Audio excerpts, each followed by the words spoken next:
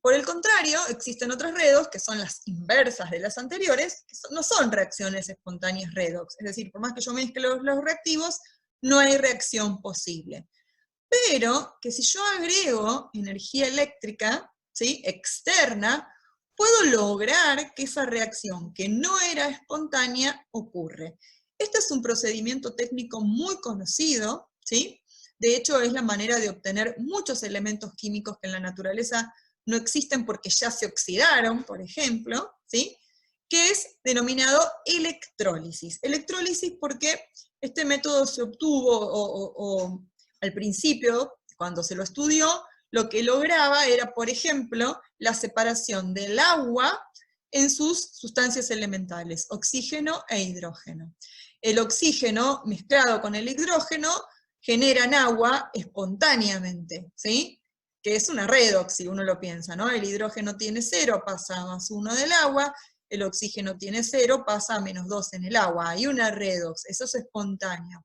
Hay una reacción espontánea cuando yo mezclo hidrógeno y oxígeno. Ahora, para formar agua. Ahora, el agua espontáneamente no se separa en oxígeno e hidrógeno. Pero esto se puede lograr si yo agrego energía eléctrica. Y eso es lo que se logra obtener. Es decir, si yo agrego energía eléctrica externa, podría llegar a lograr obtener el hidrógeno por un lado y el oxígeno por el otro, en este procedimiento llamado electrólisis. No solamente se hace electrólisis de agua, ¿sí?, sino que también se pueden hacer electrólisis de cualquier mezcla conductora. ¿Qué es una mezcla conductora? Bueno, una mezcla que tenga cargas que puedan conducir la corriente eléctrica. Por ejemplo, soluciones acuosas que tengan iones suficientes, o incluso compuestos iónicos fundidos, ¿no? Si pensamos que los compuestos iónicos están formados por iones, en el estado sólido, estos están no móviles, pero si yo los fundo, los puedo hacer fluir, con lo cual tengo un sistema móvil de cargas, es decir, tengo un sistema que puede llegar a conducir la corriente eléctrica. Entonces, lo que nos queda por estudiar son este tipo de reacciones, las reacciones no espontáneas o reacciones de electrólisis. Bien, alguien que estudió muchísimo este tipo de reacciones fue Faraday, que fue el primero que descubrió que aplicando potencial eléctrico a una solución acuosa, yo podía observar conducción eléctrica a través de la misma e incluso obtener productos, ¿sí?, de esa electrólisis. A partir de él, se define esta constante con la cual nosotros ya venimos trabajando, ¿sí?, que es la constante de Faraday, que no es ni más ni menos que la carga de un mol de electrones, ¿sí? Cada vez que circula por una solución electrolítica o por un compuesto iónico fundido, ¿sí?, un mol de electrones, decimos que circuló un Faraday, ¿sí? Y que esa circulación corresponde a 96.500 aproximadamente coulombs de carga. Bien, pensémoslo estequiométricamente. Una redox no deja de ser una reacción química, es decir, por ejemplo, si yo quisiera reducir un mol de cobre más 2, de iones cobre más 2, para obtener un mol de cobre metálico, ¿qué necesitaríamos? 2 moles de electrones, ¿sí? Como si fuera una estequiometría. Por cada 1 mol que yo quiera reducir de cobre más 2, voy a necesitar 2 moles de electrones que circulen, y eso va a generar 1 mol de cobre metálico depositado, por ejemplo, en un electrodo, ¿sí? Con lo cual, puedo pensar una relación cuasi estequiométrica.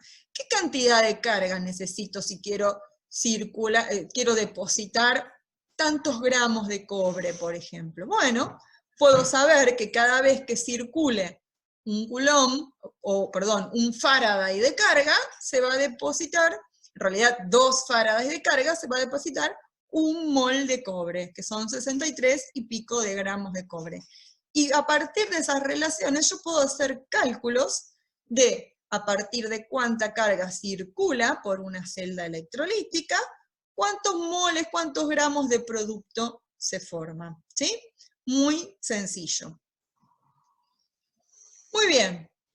Lo que hizo Faraday fue ir probando con diferentes metales hasta definir lo que se conoce como el equivalente electroquímico, es decir, cuántos gramos de cada sustancia son depositados por un Faraday. En el caso del cobre, para poder depositar un mol de cobre necesitamos 2 Faradays, por lo cual cada mol de cobre contiene 2 equivalentes electroquímicos. Cada Faraday hace depositar medio mol, ¿sí? Por lo cual cada medio mol es un equivalente electroquímico. No se hagan lío con esto, uno puede plantear la ecuación química y relacionar estequiométricamente cuántos moles de electrones necesito para depositar tanta cantidad de producto, ¿sí? Muy bien. Algo interesante es cómo podemos medir cuántos electrones circulan, ¿no? Ahora les vamos a mostrar un dibujito, pero una celda electrolítica consiste en una cuba, un recipiente, en donde yo conecto los electrodos y hago circular a partir de una fuente externa que aporta los electrones, forzadamente los electrones por ese circuito, generando un potencial artificial que hace que alguien se oxide y alguien se reduce, ¿sí? Como ingresar electrones al sistema, entonces aquel que sea más fácil de reducir se va a reducir con esos electrones que se ingresan, y para que se logre la circulación de esa carga, alguien tiene que perderlos, es decir, alguien se va a oxidar, el que sea más fácil de oxidar. Ahora vamos a pensar juntos cómo podemos pensar esto. Pero también tenemos que tener alguna idea de cómo medir cuánta carga circula, ¿no? Si bien yo no puedo contar electrones, lo que se suele hacer es medir la intensidad de la corriente que circula. Acá recordemos algunos conceptos de electricidad básica, ¿sí? Para que circule carga yo tengo que tener una diferencia de potencial, así como si fuera agua. Yo tengo una diferencia de potencial, los electrones circulan. Esa diferencia de potenciales se mide en volt. Si no hay voltaje, no hay circulación de carga, ¿sí? Una vez que yo tengo una diferencia de potencial, los electrones empiezan a circular. Lo que mide cuántos electrones por segundo circulan es lo que se conoce como la intensidad de carga, la intensidad.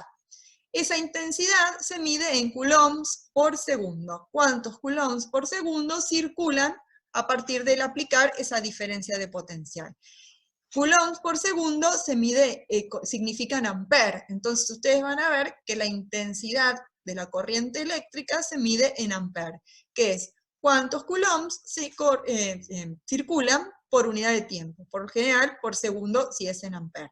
Entonces, si a mí me dicen, bueno, se hizo circular durante 20 minutos una intensidad de 2 amperes, sabiendo que 2 amperes significan 2 coulombs por segundo, por ejemplo, puedo calcular en todos esos minutos cuántos coulombs circularon.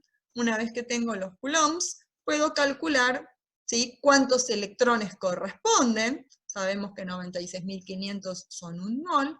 Y una vez que tengo los moles de electrones que circularon, puedo calcular cuánto reactivo se consumió, cuánto producto se formó, ¿sí? Vamos a hacer algunos problemitas para pasarles, para que ustedes vean esta explicación por escrito y puedan hacer los otros ejercicios que les sugerimos para practicar el tema. Las leyes de Faraday, descritas de forma más formal, ¿sí?, se dan en esta expresión en la que Faraday encontró que la masa que se depositaba durante una electrólisis era proporcional a la carga. Y ese factor de proporción es lo que nosotros llamamos el equivalente sobre Faraday.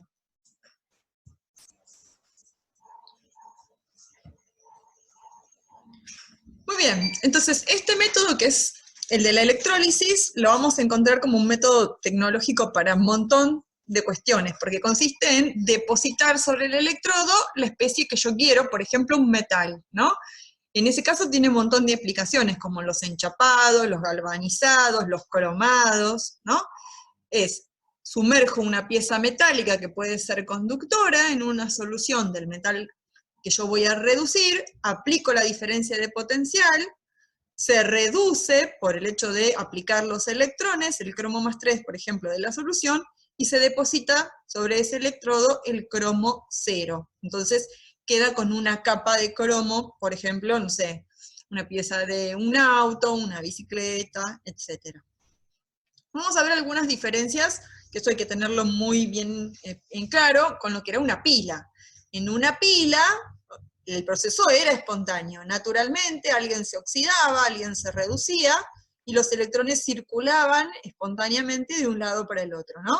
Acá tenemos una pila en donde en vez de tener separación física, tenemos una membrana semipermeable que permite migración de iones, y eso hace que no sea necesario el uso de un puente salino, ¿sí?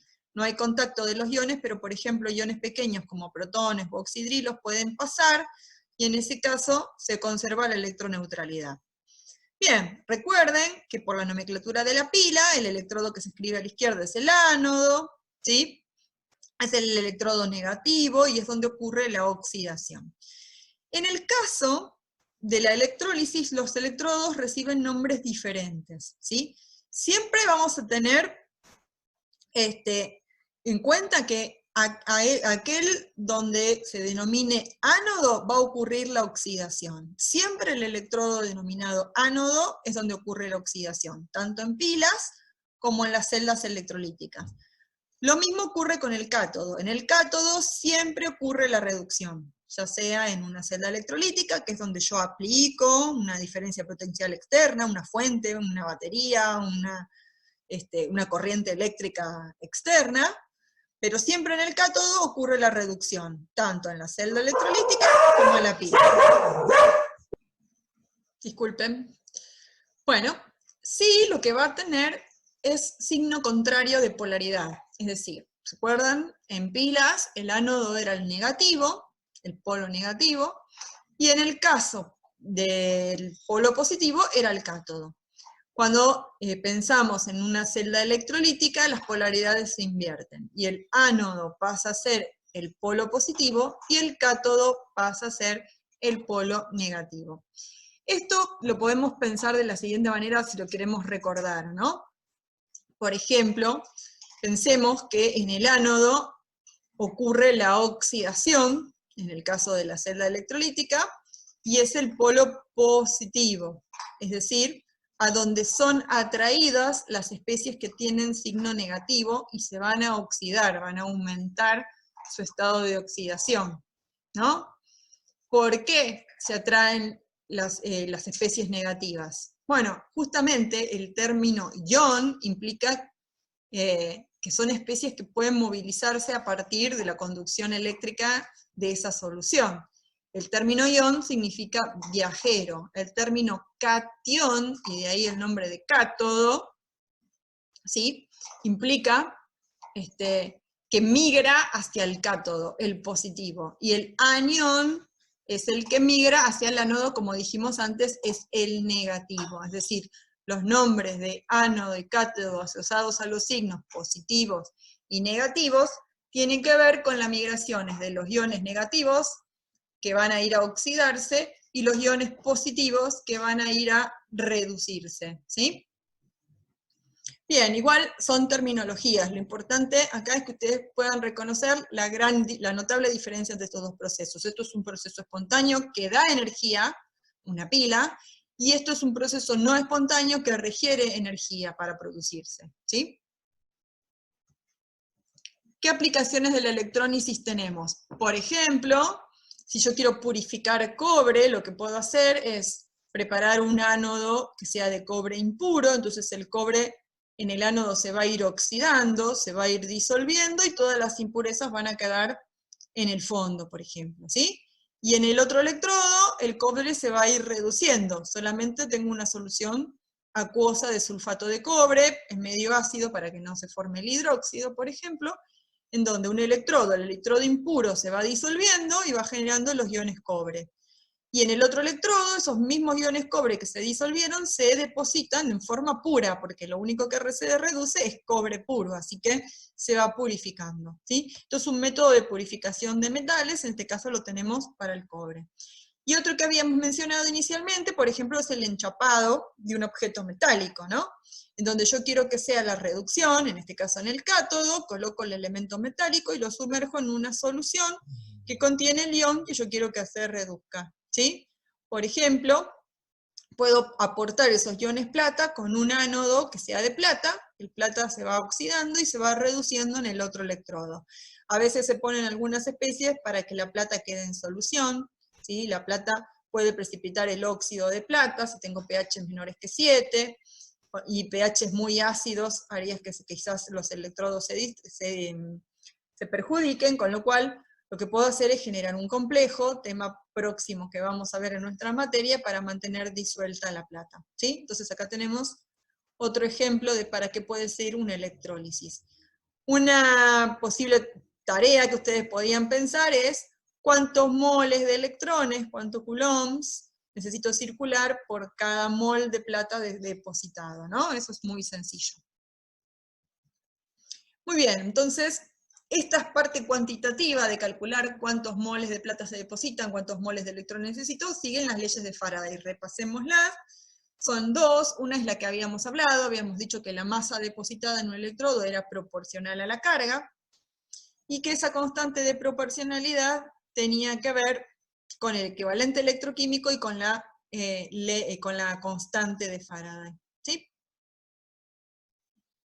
Pensando en que el equivalente electroquímico es, por definición, la carga que hace depositar lo que logra depositar un Faraday de carga, ¿sí? El equivalente electroquímico para cada sustancia es cuánto de esa sustancia se logra depositar cuando circula un Faraday de carga, 96.000 coulombs. Por ejemplo, acá tenemos diferentes sustancias para poder pensar el equivalente, ¿no? Si pienso en el catión potasio, para que se forme el átomo de potasio o la sustancia elemental potasio, necesito un mol de electrones por cada ion potasio.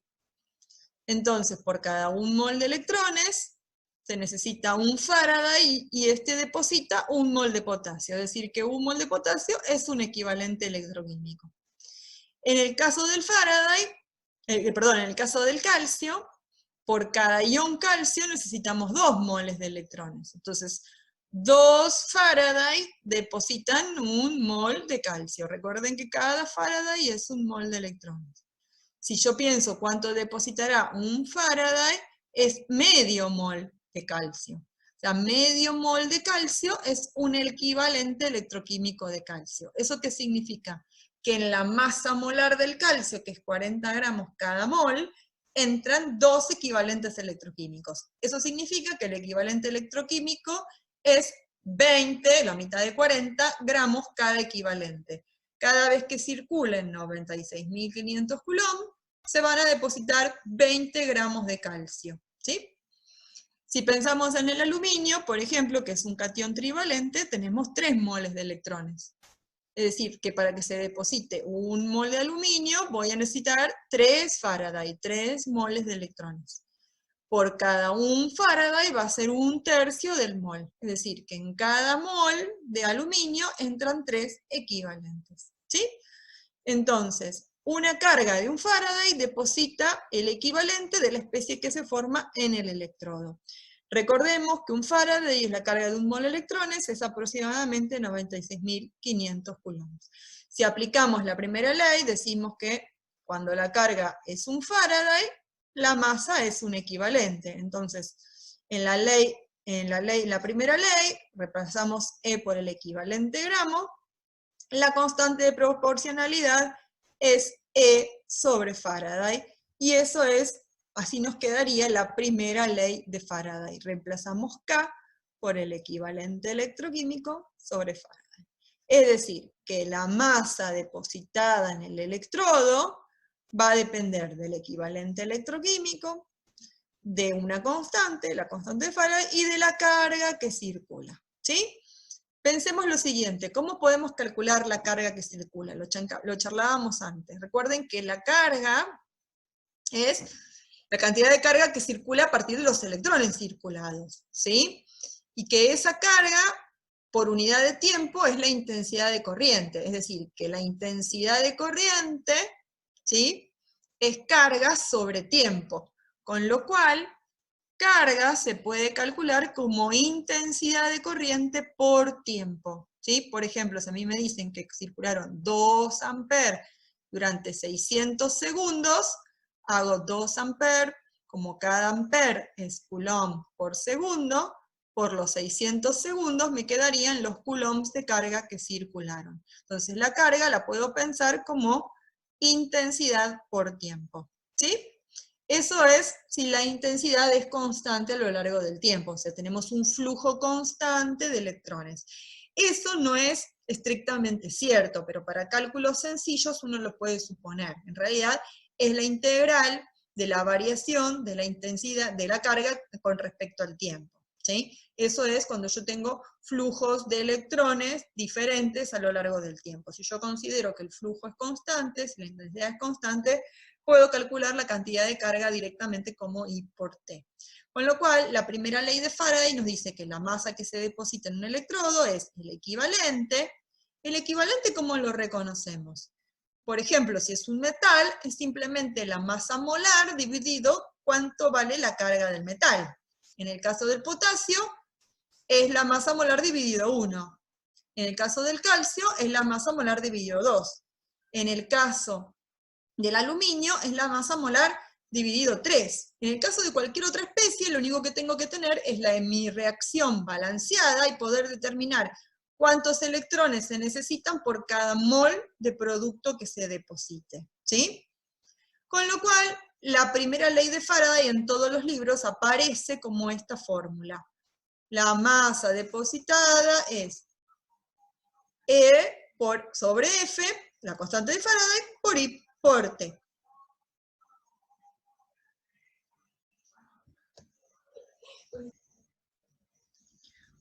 Muy bien.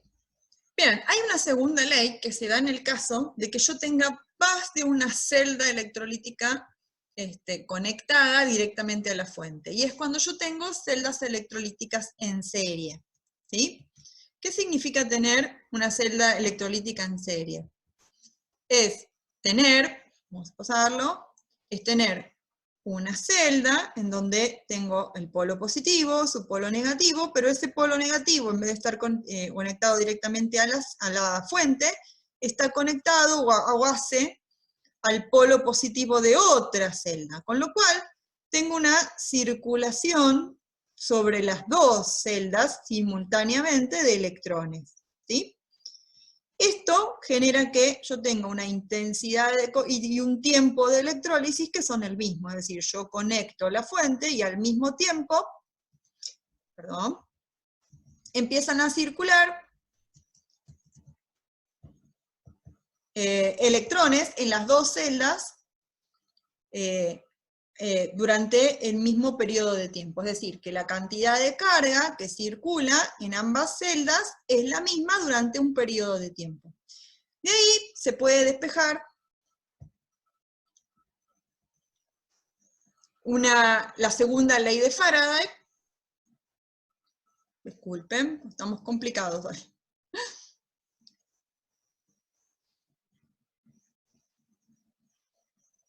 De ahí se puede despejar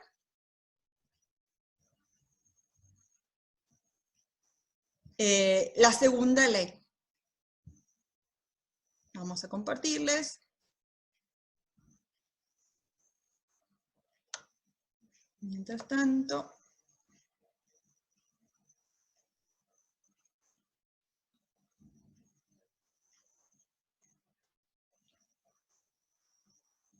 la segunda pantalla. Espérenme un minutito porque se cerró.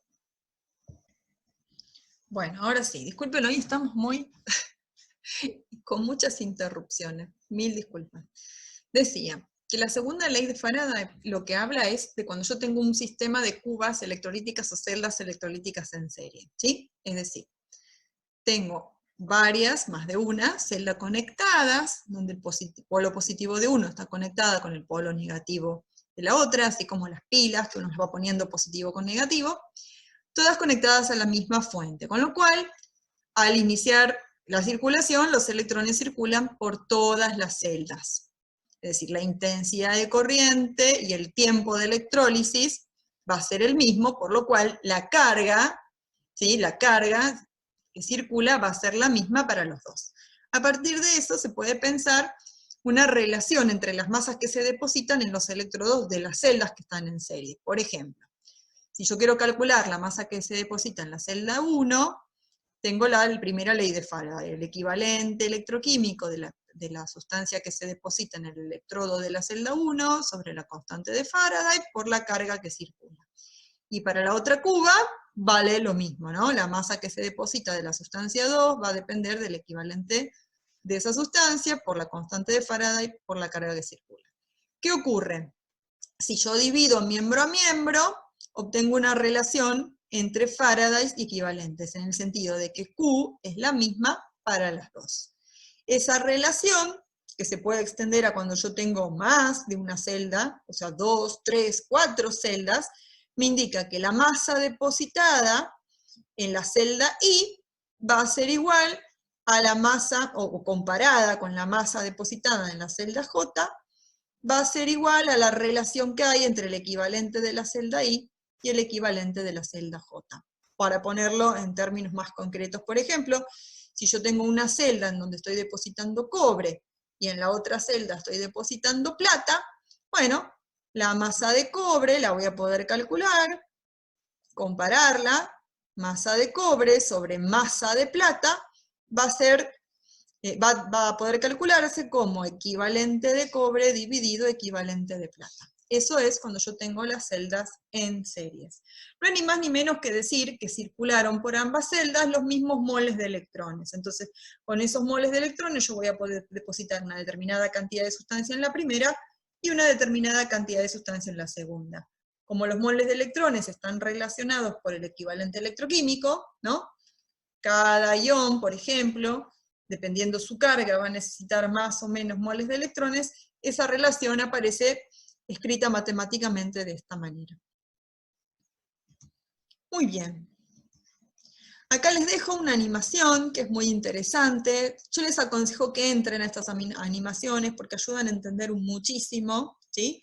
Acá, por ejemplo, les propone hacer una electrólisis en donde ustedes aplican el potencial, pueden modificar el tiempo de electrólisis y pueden ir modificando también las soluciones de los diferentes metales e ir probando cuánto se deposita, cuántos gramos se deposita, cuántos gramos se disuelven en la solución, quién actúa como cátodo, quién actúa como ánodo, ¿sí? Les aconsejo que jueguen con estas animaciones que son muy didácticas. Vamos a ver algún caso en particular, por ejemplo, de una electrólisis muy utilizada en la industria, que es la electrólisis de cloruro de sodio fundido, por ejemplo, o de la electrólisis de cloruro de sodio acuoso. Son dos casos diferentes, pero los vamos a analizar cada uno. Por ejemplo, si yo tengo cloruro de sodio fundido, que es un compuesto iónico que logré tener la energía suficiente, estamos hablando de miles de grados, ¿no? No es algo común, como para poder fundirlo, es decir, tener los iones positivos y negativos fluyendo. Bien, consideremos que si yo tengo la reacción para el cloruro de sodio, la reacción en donde el sodio se oxida y el cloro se reduce es espontánea, es decir, si yo mezclara sodio metálico con cloro, se obtendría cloruro de sodio espontáneamente. El proceso inverso, a partir de cloruro de sodio, obtener sodio y obtener cloro, es un proceso no espontáneo. Si yo hago el delta E de esta reacción, me va a dar mayor que 0, y si yo hago el delta E de la reacción inversa, me va a dar menor que 0. Justamente un proceso es espontáneo en un sentido y no espontáneo en el sentido inverso. Muy bien. Con lo cual, acá tenemos esta reacción que en principio es una reacción que no ocurre. El cloruro de sodio solo no se convierte en sodio y cloro, menos mal. Pero podríamos nosotros, mediante una electrólisis, lograr que ese proceso que no es espontáneo ocurra. ¿Qué proceso tendríamos que lograr? Bueno, tendríamos que lograr que el sodio se reduzca y que el cloruro se oxide a cloro. Eso sería aplicando externamente un potencial de 4,07 volts como mínimo.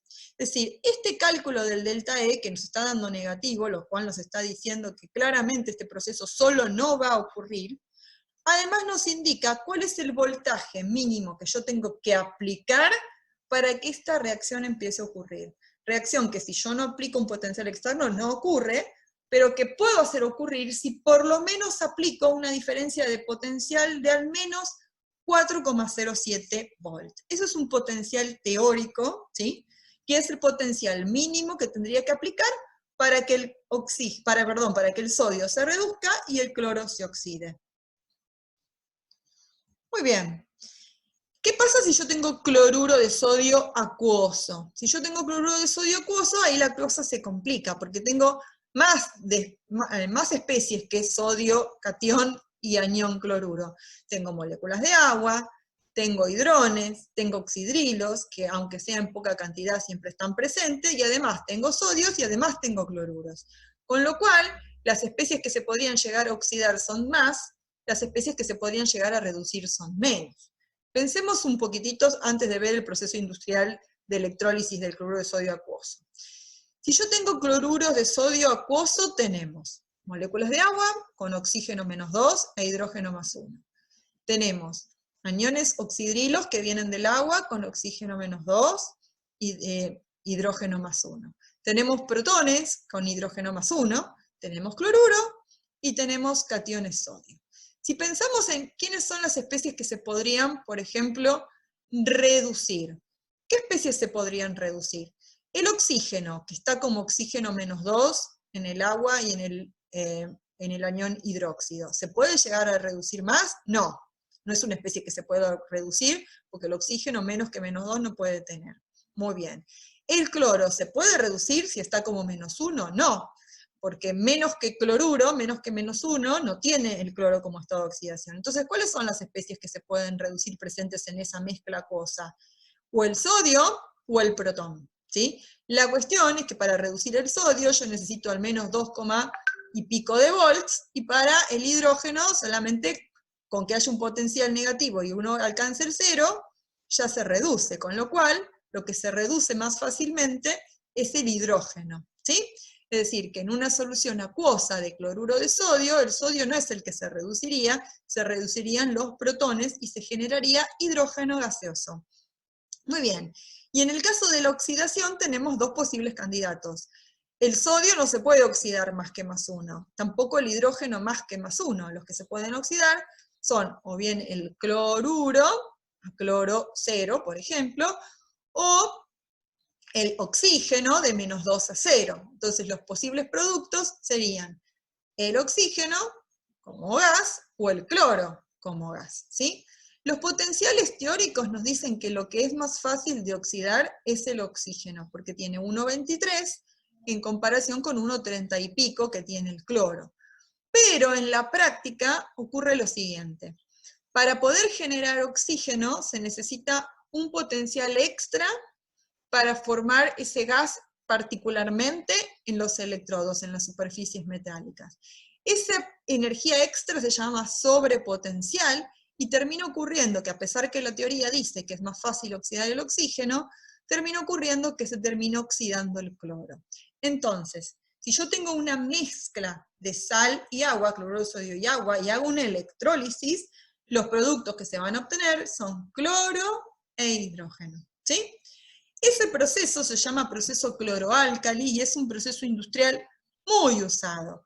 Porque piensen ustedes, ¿qué productos se obtienen industriales? El cloro gaseoso, que se usa para productos de limpieza, para plásticos, para cantidad de cuestiones. El hidrógeno, que se usa como combustible para hidrogenaciones, ¿sí? Y en solución acuosa me quedan los iones, los cationes sodio y los aniones oxidrilo. Es decir, que en solución acuosa me queda hidróxido de sodio, con lo cual tengo tres productos con una materia prima muy sencilla, sal y agua. Y como productos obtengo cloro, hidrógeno e hidróxido de sodio. El proceso cloroálcali se hace muchísimo, y una de las primeras versiones del proceso cloroálcali lo que hacía era utilizar un electrodo de mercurio. El electrodo de mercurio lo que hacía era capturar, vamos a ver si esto funciona, capturar los cationes sodio en el mercurio. El mercurio es un metal líquido que es conductor, con lo cual lleva los electrones. Esos electrones reducían el sodio y obtenemos lo que se llama una amalgama. Esa amalgama era una mezcla de sodios con mercurio. Cuando el sodio tocaba el agua, había una reacción redox espontánea, el sodio se oxidaba a sodio más, y se reducía los protones del agua, se generaba hidrógeno, y quedaban los oxidrilos, con lo cual en este segundo reactor obtenía hidróxido de sodio. Mientras que en el reactor principal, el cloro se oxidaba a el cloruro se oxidaba a cloro y se recogía el cloro. La cuestión es que este tipo de proceso que utiliza mercurio están prohibidos actualmente. El mercurio es una sustancia prohibida por muchos tratados internacionales, dada su alta toxicidad, entonces hubo que modificarlos a otros métodos sin mercurio. El método que se utiliza actualmente es el método de membrana, que tiene los electrones separados, es una electrólisis en donde tengo las dos celdas separadas. En una celda el cloruro se oxida a cloro, ¿sí? Hay un intercambio de iones, el sodio puede atravesar esta membrana, acá ingresa la salmuera, el cloruro de sodio acuoso concentrado, que luego se vuelve a concentrar. Entonces hay un intercambio de iones, acá tendríamos el puente salino, y acá ocurre la reducción. Los protones se reducen a hidrógeno y obtengo el segundo producto. Entonces tenemos, ¿sí?, la oxidación y la reducción del protón. Además, como los iones que sobreviven son oxidrilo y sodio, esos se recolectan, se concentran y obtengo soda cáustica, ¿sí? Un proceso industrial genial